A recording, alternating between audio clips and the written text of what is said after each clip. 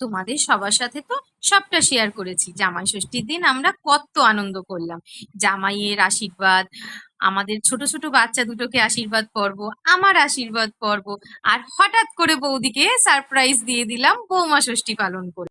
এবার দেখে নেওয়া যাক আজকের দুপুরের মেনুতে ঠিক কি কি ছিল।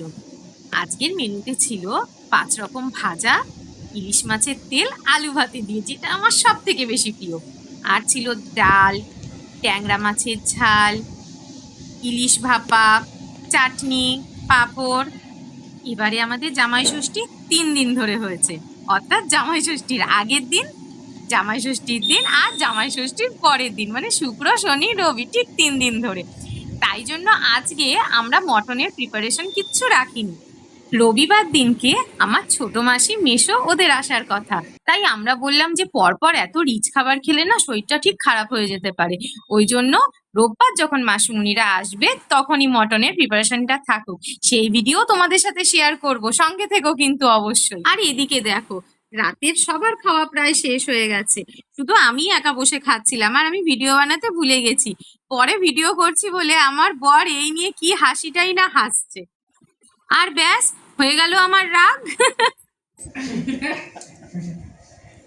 মরা শসা, শুকনো পেঁয়াজ, বলছে মরা মরা শসা, শুকনো পেঁয়াজ।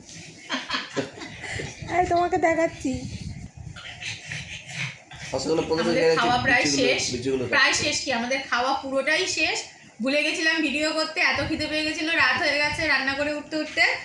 তো হঠাৎ করে লাস্টে আমাদের বান্টু বাবুর মনে পড়েছে যে আমাদের তো ভিডিও করা হয়ে ওঠেনি এখনো পর্যন্ত, তাই লাস্ট মোমেন্টে ভিডিও করা হলো। যা পড়ে আছে অবশিষ্ট বেঁচে কুচে যা পড়ে রয়েছে, আর আমি সবার লাস্টে এখনো খাচ্ছি। আমাদের আজকে রাতের মেনুতে ছিল মিক্সড ফ্রাইড রাইস, চিকেন কষা আর শসা পেঁয়াজের স্যালাড যেমন থাকে ওই রকম, আর ঠান্ডা কোল্ড ড্রিঙ্কস ছিল, স্প্রাইট ছিল, আর রায়তা ছিল। যাই হোক, রায়তা আর কিছু নেই, সব শেষ হয়ে গেছে।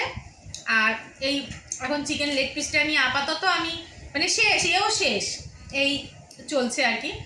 আর আজকের দিনের মতন সবাইকে টাটা, গুড নাইট, সবাই ভালো থেকো। আমাদের পরিবারের তরফ থেকে সবাইকে অনেক অনেক অনেক ভালোবাসা। Bye bye.